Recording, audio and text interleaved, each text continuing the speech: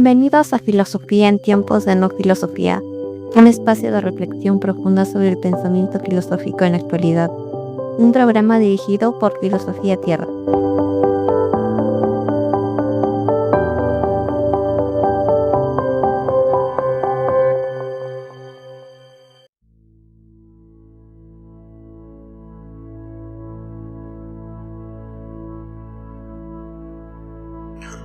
Bienvenidos al episodio 222 y hoy vamos a hablar sobre August Ayer en este periodo de epistemología, y en este sentido Ayer es empirista radical, ¿no?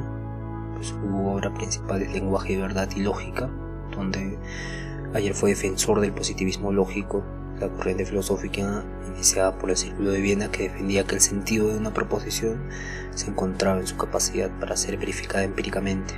En su obra Lenguaje, Verdad y Lógica, Ayer argumenta que aquellas afirmaciones que pueden ser verificadas por la experiencia tienen sentido, si no, no tienen sentido. Y este enfoque es un tipo de empirismo radical, ya que rechaza cualquier tipo de conocimiento que no sea verificable a través de los sentidos.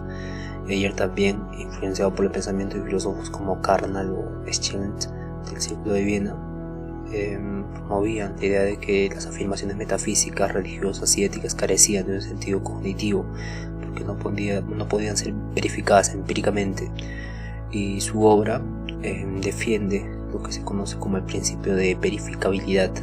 Según este principio, una proposición tiene sentido solo si es verificable a través de la experiencia sensorial, o en términos más estrictos, si es empíricamente verificable. Entonces las afirmaciones que no pueden ser verificadas de manera empírica, como las afirmaciones sobre el más allá, los valores morales absolutos, las explicaciones metafísicas, son insignificantes. En el capítulo 2 de su libro, Lógica, Verdad y Lenguaje, Verdad y Lógica, afirma que una proposición es significativa solo si se puede verificar empíricamente, o al menos si existe alguna experiencia sensorial que pueda confirmar, refutar. Y en este sentido, Ayer se opone fuertemente a las afirmaciones metafísicas y religiosas, ya que no podían someterse a verificación empírica. Y en ese sentido, según su enfoque, las declaraciones sobre Dios o sobre la existencia de entidades no observables no tienen sentido en absoluto, porque no hay una manera de confirmarlas o refutarlas mediante la experiencia sensorial. También las afirmaciones metafísicas y religiosas son pseudoafirmaciones, ya que no pueden ser verificadas por la experiencia, no tienen sentido cognitivo. Ayer lleva al empirismo lógico a su extremo, estableciendo que todo el conocimiento válido debe ser reducido a observaciones sensoriales, y este tipo de empirismo radical implica que no solo las afirmaciones sobre el mundo deben ser verificables, sino que también incluso las afirmaciones sobre conceptos abstractos o entidades que no tienen una existencia sensorial directa, como las matemáticas o la lógica. Esas deben ser entendidas en términos de posibles observaciones. Entonces Ayer especialmente criticó a la metafísica en el área de la filosofía que se ocupaba de entidades no observables, la naturaleza de la realidad, o temas como la existencia de Dios o el alma inmortal.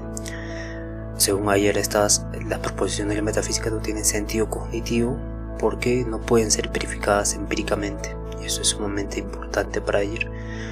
Y en este sentido, su enfoque tiene importantes implicaciones para la filosofía y como para la ciencia. Para la filosofía, Ayer menciona que tiene que rechazar cualquier tipo de filosofía que no se base en proposiciones verificables, y esto afecta profundamente las tradiciones metafísicas y teológicas, ya que estas no pueden ser verificadas a través de la experiencia. En cambio, Ayer promueve la filosofía basada en el lenguaje, en el análisis del lenguaje y la clarificación de significados de los términos. Eso con respecto a la filosofía. Y en la ciencia, Ayer ve en el empirismo lógico una base sólida para el progreso científico. Los enunciados científicos deben ser verificables y deben basarse en observaciones sensoriales directas. Y en ese sentido, Ayer apoya el enfoque de la ciencia experimental, donde las teorías deben ser comprobadas empíricamente a través de la observación.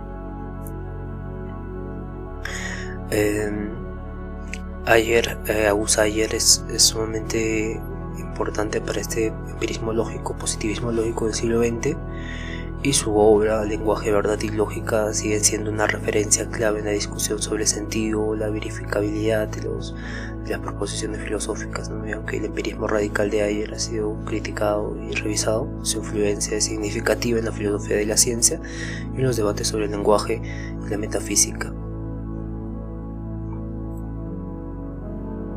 Ahora vamos a pasar con Rudolf Carnap.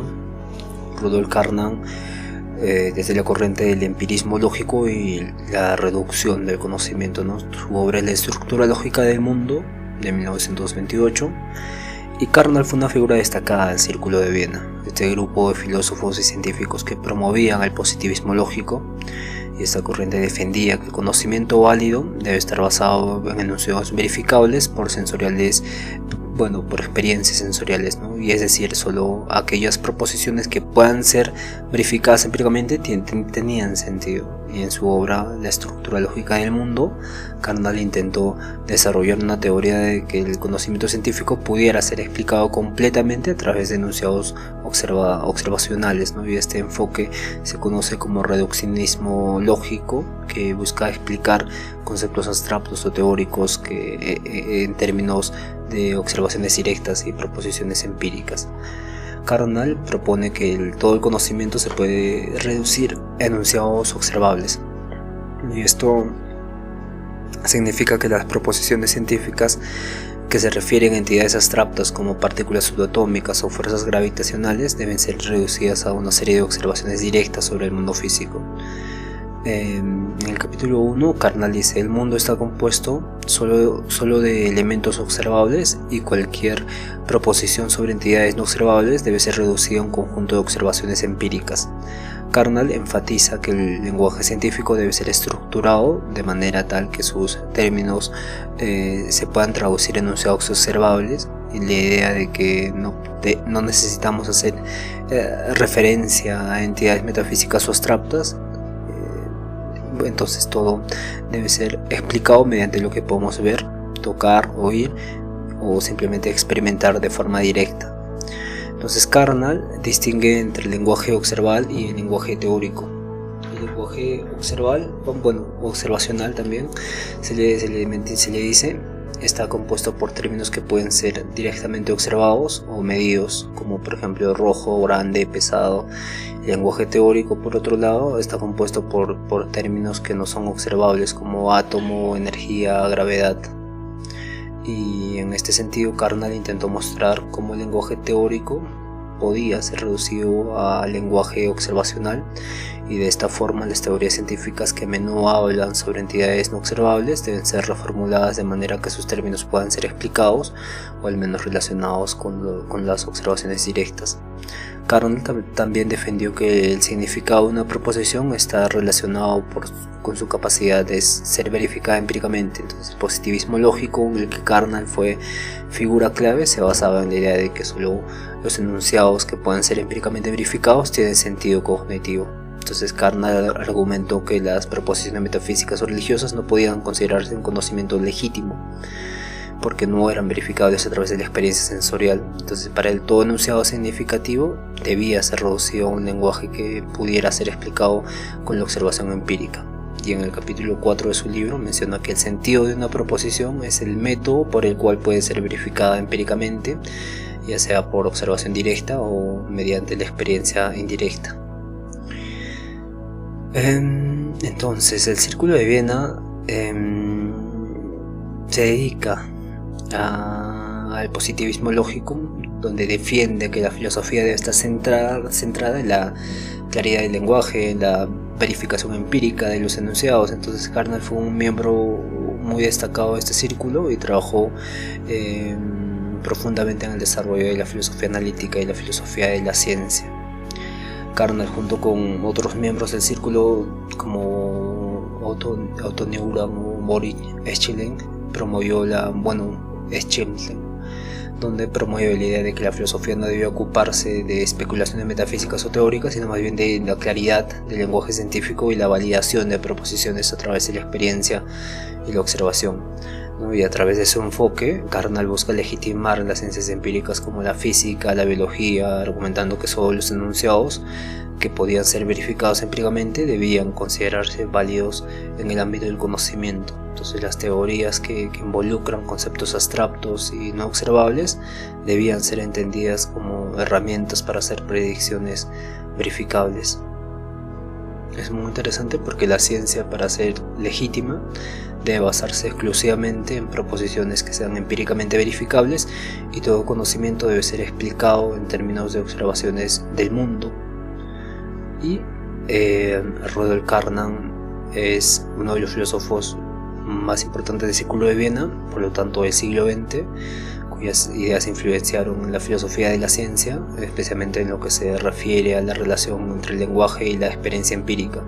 Entonces su trabajo ayudó a formalizar el positivismo lógico y a defender la idea de que solo lo verificable tiene sentido cognitivo, tanto en filosofía como en ciencia. Entonces, Rudolf Carnap, como igualmente ayer, tuvieron fueron figuras claves del Círculo de Viena. Y evidentemente los alemanes no les gustaba esto, ¿no? Porque tenían un pensamiento más kantiano, más abstracto, ¿no? Y esto les molestó mucho a los nazis, y los terminaron a muchos de ellos asesinando. Bien, ahora vamos a pasar con las tradiciones no occidentales con elementos empiristas, como la escuela de Nyaya en la India clásica. Nyaya Sutras, esta escuela defendía que el conocimiento se adquiere por percepción directa, inferencia, analogía y testimonio. Esta escuela de la India es sumamente interesante, aunque no es occidental, tenía este enfoque empirista con elementos empiristas. Claro, esta escuela de Nyaya de la India es una de las 6 escuelas del pensamiento hindú y tiene una tradición epistemológica bien significativa, porque comparte ciertas similitudes con las corrientes empiristas occidentales, ¿no? En esta escuela el conocimiento es considerado como algo que se adquiere a través de diversos medios, de los cuales algunos pueden ser comparados con la percepción sensorial, y este es un principio central del empirismo, ¿no? El Nyaya Sutras, escrito por Apsapa Gautama, aproximadamente en el siglo II a.C., antes de nuestro Señor, es un texto fundamental de la tradición Nyaya, que este texto establece las bases de la epistemología en esta escuela y define también métodos a través de los cuales se puede alcanzar el conocimiento válido, o el pramana. En este sentido, la escuela de Nyaya, el conocimiento se adquiere por 4 medios principales que se consideran brahmanas, que son instrumentos de conocimiento válido, ¿no? La percepción directa, la inferencia, la analogía y el testimonio. En la percepción directa, el conocimiento adquirido a través de los sentidos se hace de forma directa, ¿no? Y este tipo de conocimiento es comparado con la percepción sensorial en el empirismo occidental, ya que se basa en la experimentación directa del mundo. Entonces la percepción es el conocimiento derivado de la experiencia sensorial directa, ¿no? La percepción, sí, es el conocimiento derivado de la experiencia sensorial directa, lo cual se obtiene a través de los sentidos. Entonces la percepción es considerada uno de los medios más confiables para adquirir el conocimiento, porque proporciona información inmediata y directa sobre el mundo físico. Esto es sobre la percepción directa, o el pratyapsa, que es una de los 4 instrumentos del conocimiento válido en la escuela de Nyaya de la India clásica. El segundo instrumento es la inferencia, o anumana, donde el conocimiento obtenido a partir de la razón y el raciocinio se refiere a la capacidad de hacer inferencias basadas en observaciones previas, y este proceso es similar al tipo de razonamiento inductivo que se encuentra en el empirismo lógico. en el que se hace generalizaciones a partir de observaciones específicas, ¿no? Y el conocimiento obtenido por inferencia, anomaña, es aquel en el que se establece una relación entre un objeto conocido y otro desconocido, basado en la causalidad o la presencia de una condición común. Un ejemplo clásico de esta inferencia de la escuela Nayaya sería el siguiente: si vemos humo en una colina, inferimos la presencia de fuego ahí. Entonces, por la inferencia podemos tener o conocimiento obtenido a partir de la razón y el raciocinio.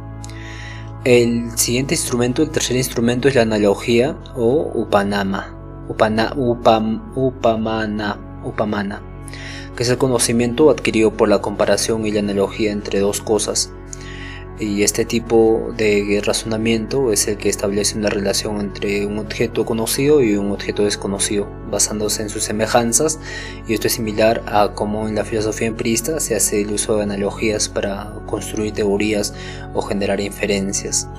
En el capítulo 1 del Nayaya Sutras menciona que la analogía, o sea la upamana, ese tercer tipo de instrumento para el conocimiento, es el conocimiento adquirido por comparación con lo que ya conocemos. Ejemplo, ¿no? Sería que nosotros aprendamos el nombre de un animal desconocido por su similitud con otro animal conocido, como un caballo comparado con una mula, un muleto. Y en este sentido, el conocimiento se obtiene por la comparación y analogía entre dos cosas.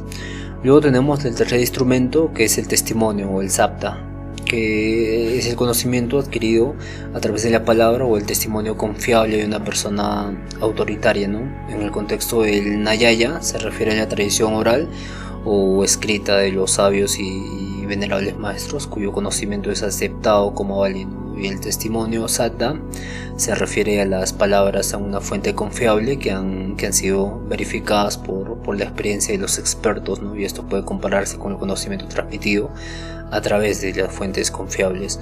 Y en otras tradiciones filosóficas, como la sabiduría acumulada y el aprendizaje de autoridades, es similar a este tipo de tercer instrumento, que es el de testimonio, ¿no? Conocimiento adquirido por el testimonio confiable de una persona autoritaria o la palabra de esta. Bien, entonces el Nayaya Sutras, este texto de esta escuela del Nayaya tiene este tipo de similitudes con el empirismo occidental, en particular en la énfasis en la percepción directa como fuente primaria del conocimiento, que refleja el principio empirista, ¿no? De que el conocimiento genuino proviene de la experiencia sensorial, y al mismo tiempo la inferencia y la analogía como medios válidos de conocimiento muestran una aproximación lógica al conocimiento, lo que también se encuentra en la filosofía empirista, ¿no? Aunque la escuela Nayaya incorpora un elemento lógico importante con su enfoque en la inferencia y el testimonio, su énfasis en la percepción directa resuena con la teoría empirista de que la experiencia sensorial es la base de todo conocimiento verdadero. Evidentemente la escuela Nayaya fue una de las más influyentes en toda la tradición filosófica de la India y sigue siendo relevante en estudios de la filosofía comparada, y su enfoque en el conocimiento empírico racional resalta esta convergencia de ideas filosóficas entre diversas culturas. Además, el Nayaya Sutras, este texto, es fundamental para el desarrollo de la filosofía lógica en la India, que más tarde influiría en diversas corrientes de pensamiento, incluyendo el racionalismo y el empirismo. Esta escuela Nayaya aporta esta visión empírica, poco racional también, del conocimiento, combinando la observación directa, el razonamiento lógico, el testimonio confiable como instrumentos principales para la fuente del conocimiento. Ya vimos que son 4, y esta visión epistémica o epistemológica tiene ecos en muchas tradiciones filosóficas alrededor del mundo, incluyendo las corrientes empíricas occidentales. Bien,